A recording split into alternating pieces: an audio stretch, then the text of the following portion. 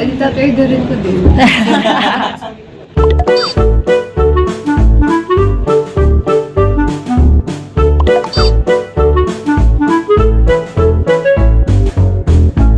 Hi everyone, I'm Elvin Hueva. I'll play the character of Mirabel. Siya ang best friend ni Ruby.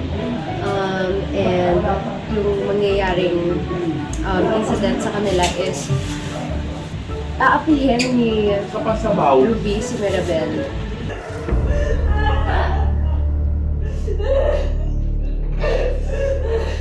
Dapat masasamang plano ng nanay ko!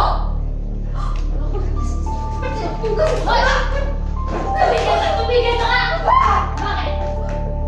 Ano akala mo, ha? Diyan sa itsura mo yan, ay magmamahal sa'yo? Ginamit ka naman ni Boy. Ganun pang gamit mo kay David. Ha? Ay, bumagay kayong dalawa! Dahil parehas kayong mga halang mga pituka! Tapos mapupunta yung ex ni Ruby kay Mirabel. Pero he doesn't really mean, I mean she doesn't really mean naman na naagawin yun.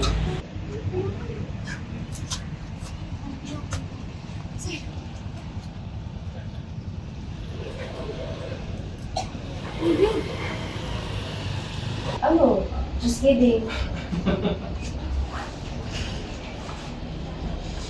I just admire you. Mahal naman mo namin.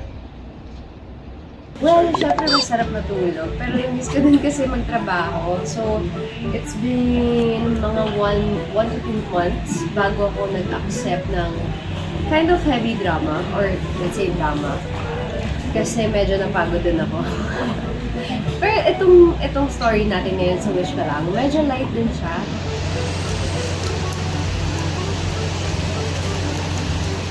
Na-enjoy ko siya dahil may prosthetics din.